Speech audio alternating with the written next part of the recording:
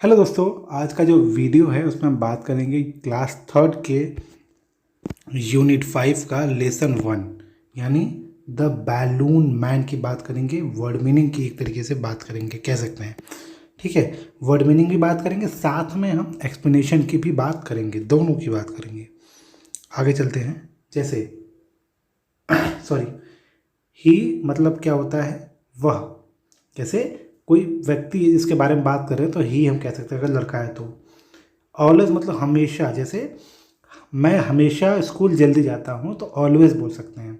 Market मतलब बाज़ार, पता ही है आपको। होल्ड मतलब किसी को पकड़े रहना या रखे रहना। जैसे हम लोग होते हैं ना कि अपने दोस्त का हाथ पकड़ लेते हैं, पकड़े रहते हैं, टेलीफोन या मोबाइल पकड़े रहते हैं, तो होल्ड मतलब पकड़े रहना। लवली मतलब प्यारा, लवली मतलब प्यारा। जैसे किसी के पास खिलौना होगा, आप लोग के पास किसी के पास, या टॉय होगा या टेडी बियर होगा तो बोलते हैं बहुत लवली टेडी बियर आपके पास है, तो लवली मतलब प्यारा। और बंच मतलब होता है गुच्छा। जैसे आप देखते होगे आपके घर में मम्मी के पास, दादी के पास क्या होगा, चाबियों का गुच्छा होता होगा। ढेर सारी चाबियाँ ऐसे ऐसे ऐसे ऐसे होती होंगी।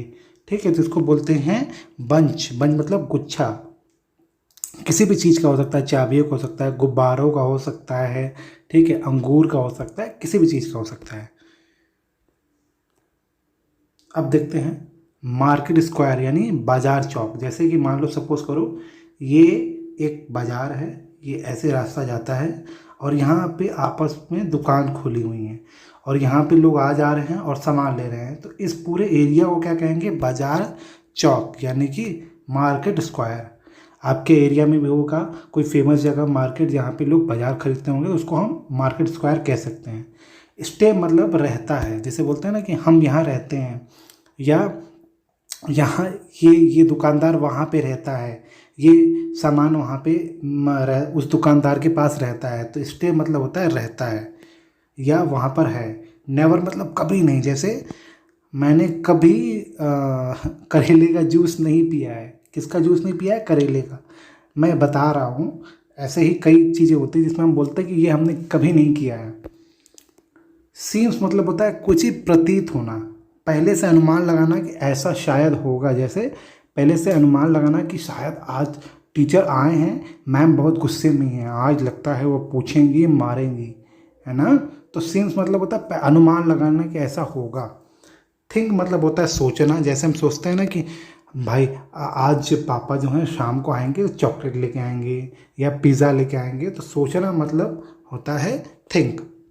अब दे आर शॉर्ट फॉर्म है, एक्चुअली में ये लिखा हुआ है दे आर। इसका मतलब होता है वे हैं, ही इजी है। दे मतलब होता है वे और आर मतलब हैं। ठीक, जैसे अब मान लो ये दो लोग आपस में बात कर रहे हैं, ये बात कर रहे हैं कुछ 4-5 लोगों की जो थोड़े दूर पे हैं, तो ये आपस में बात कर रहे हैं, अरे वे लोग जो हैं ना, वे लोग अच्छे नहीं हैं। तो जो ये वे बोल रहे हैं इसका मतलब होता है दे। समझ में आ गया। अब चलते हैं आगे। सनी मतलब धूप वाला, बोलते हैं ना धूप वाला दिन है, आज धूप निकला हुआ है, ऐसे। ठीक है। अब काट मतलब होता है गाड़ियाँ, या इसको हम बोल सकते हैं बैलगाड़ी।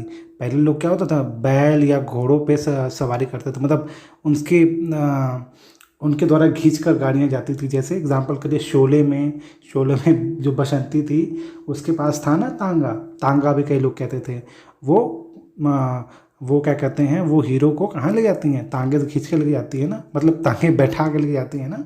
तो कार्ट मतलब होता है गाड़ियाँ, कौन सी गाड़ी, पुराने ज़माने की जो बैलगाड़ी या घोड़े उसको खींचते थे, ऐसे गाड़ियों को। गेट मतलब होता है किसी चीज़ को पाना या प्राप्त करना। जैसे सपोज करिए आपने आप 10 नंबर पा गए अपने एग्ज़ाम में, तो यू गेट 10 नंबर। तो गेट मतलब प्राप्त करना, लेना। बिटवीन मतलब किसी चीज़ के बीच में। अब मान लो कि आप एग्ज़ाम दे रहे हो, आपके इस साइड आपका बेस्ट फ्रेंड है, इधर भी आपका बेस्ट फ्रेंड है, आप यहाँ पे एग्ज़ाम दे रहे हो, तो अब आपने दोनों फ्रेंड के बिटवीन में हो यानी बीच में हो। ठीक है, ऐसे कह सकते हैं। शाइनिंग मतलब चमकदार या चमकना। ठीक है, जैसे कई लोग बोलते हैं ना, अरे आज आज चंद्रमा चमक रहे हैं, है ना, चंदा मामा चमक रहे हैं, आज सूरज दादा जो हैं या सूरज चाचा जो हैं वो भी चमक रहे हैं। तो चमकदार मतलब कोई चीज़ जो चमके। ठीक। फार अवे, फार मतलब होता है एक तब दूर और अवे मतलब बहुत, सॉरी उल्टा मैंने बोल दिया। फार मतलब होता है बहुत और अवे मतलब दूर। तो फार अवे बहुत दूर। सपोज करो कि आपके दो फ्रेंड हो, आप हो और आपका बेस्ट फ्रेंड। आपका बेस्ट फ्रेंड का घर शहर के दूसरे कोने में है और आपका घर दूसरे कोने में है, और आपको वहाँ जाने में 1-1.5 घंटा लग जाता है। तो आप बोल सकते हो कि आपका दोस्त का घर फार अवे है, बहुत दूर है। ठीक है, ऐसे बोल सकते हो। आगे चलते हैं। टाइड मतलब किसी चीज़ को बांध लेना या बंधा होना। ठीक। टुगेदर मतलब साथ में, साथ साथी से बोल सकते हैं हम। और स्ट्रिंग मतलब होता है डोरी, रस्सी। जैसे आप देखते होगे कि आपका जो शूज़ होता है, शूज़ में जो डोरी नहीं होती है, रस्सी होती है जो शूज़ को बांधे रहती है एक तरीके से। हम उसको फिर उसको नॉट लगाते हैं, गट्ठी लगाते हैं, तो उसको भी डोरी कह सकते हैं। साथ में जो देखते हो मम्मी लोग जो होती हैं, वो जो कपड़े सुखाने के लिए डोरी होती नहीं है, ऊपर छत पे होता है, उसको भी हम डोरी कह सकते हैं। या जो गुब्बारों में जो धागे नहीं लगे होते हैं, धागे गुब्बारे होते हैं, गुब्बारे में धागे लगे होते हैं, उस धागे को भी हम स्ट्रिंग कह सकते हैं। ठीक। टग मतलब खिंचाव।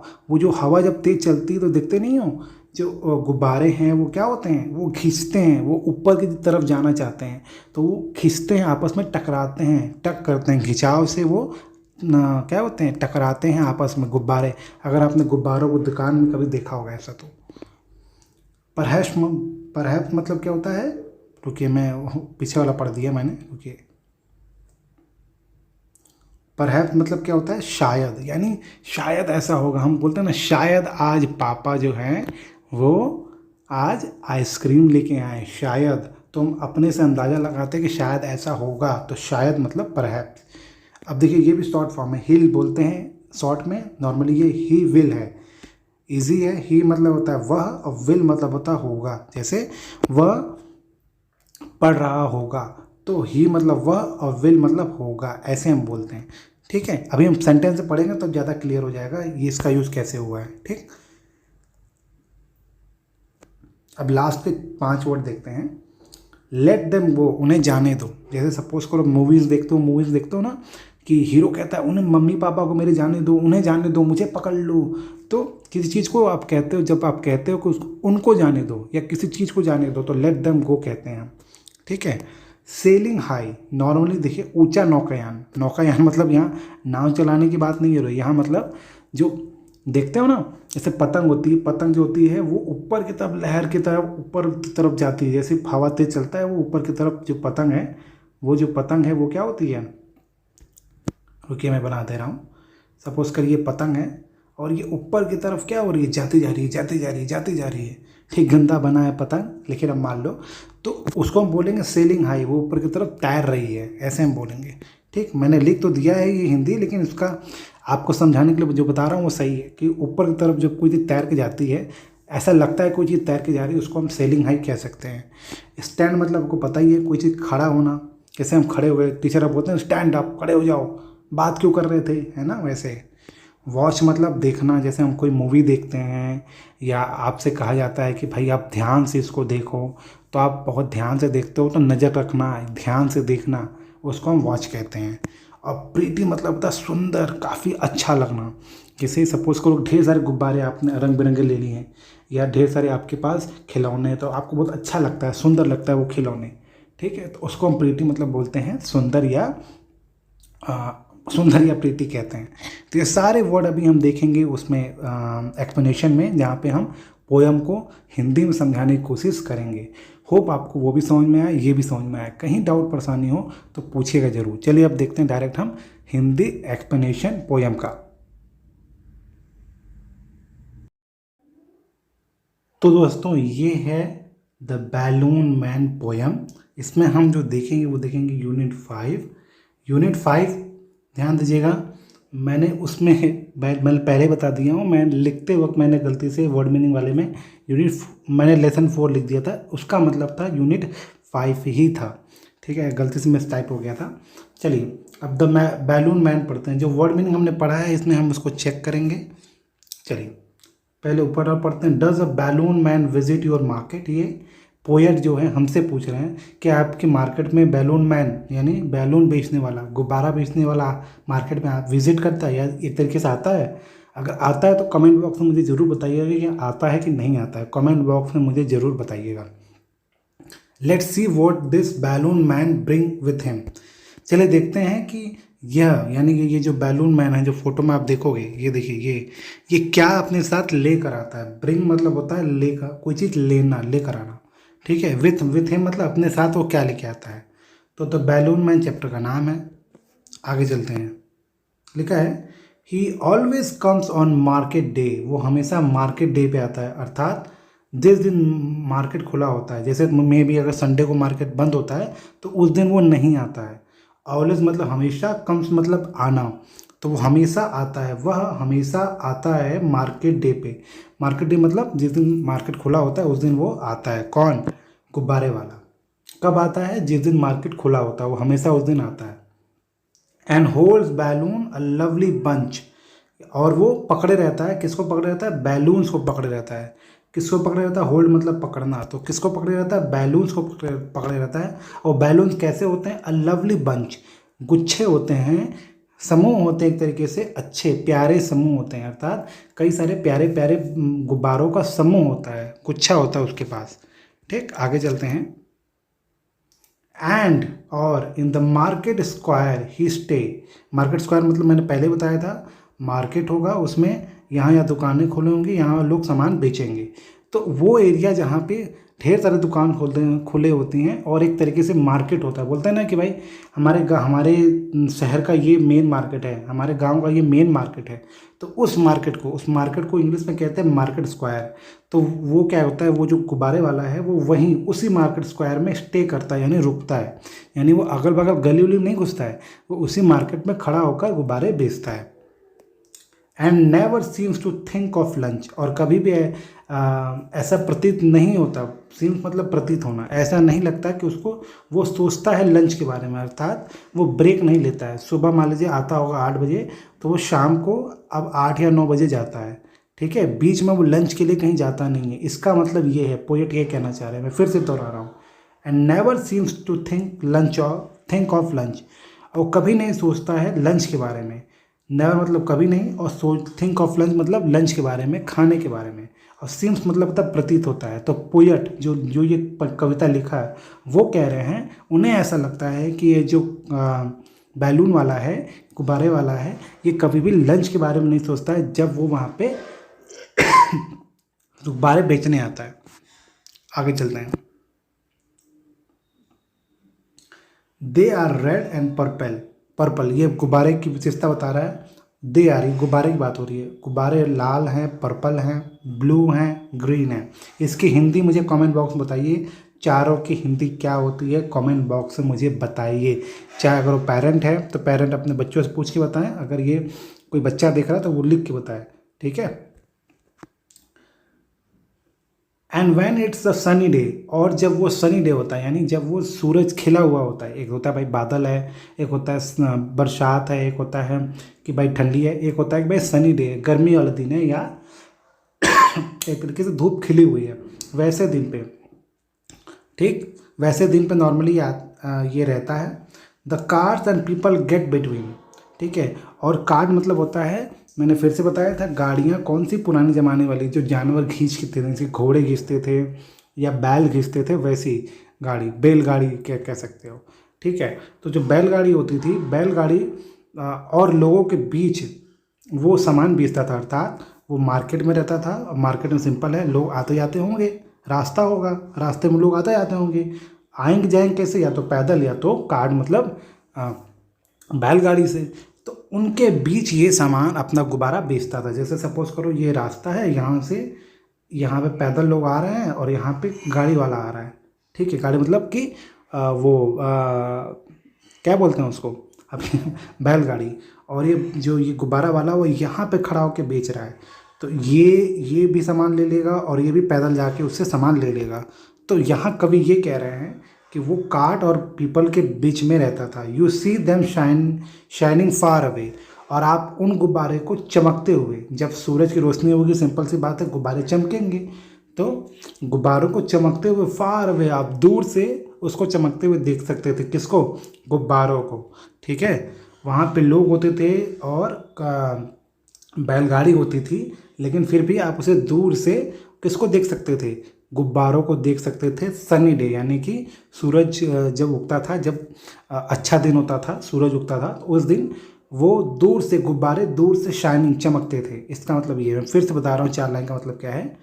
गुब्बारे जो थे वो रेड, पर्पल, ब्लू, ग्रीन थे। इसकी हिंदी मुझे कमेंट बॉक्स में ज़रूर बताइएगा। और जब सनी डे यानी कि जब अच्छा दिन होता था, दिन खिला होता था, उस दिन लोगों के बीच और बैलगाड़ियों के बीच भी वो दूर से चमकता था। कौन? बैलून चमकता था। ठीक, आगे चलते हैं। And some are big and some are small. वो जो गुब्बारे होते थे कुछ छोटे होते थे। ठीक है, आप देखो इसमें दिखा रहा हूँ आपको। देखिए कुछ बड़े हैं। ठीक है, अभी हमने देखा एक छोटा है। ठीक, तो वही लिखा है and some are big and some are small. आप कल्पना करो कि आप मार्केट में गए हो और आपके गुब्बारे वाले अंकल हैं, तो आप उससे कल्पना करो, आपको इजी होगा समझने में। सम आर बिग, कुछ गुब्बारे बड़े हैं और कुछ क्या है, छोटे हैं। Some are small. ठीक, चलिए आगे देखते हैं।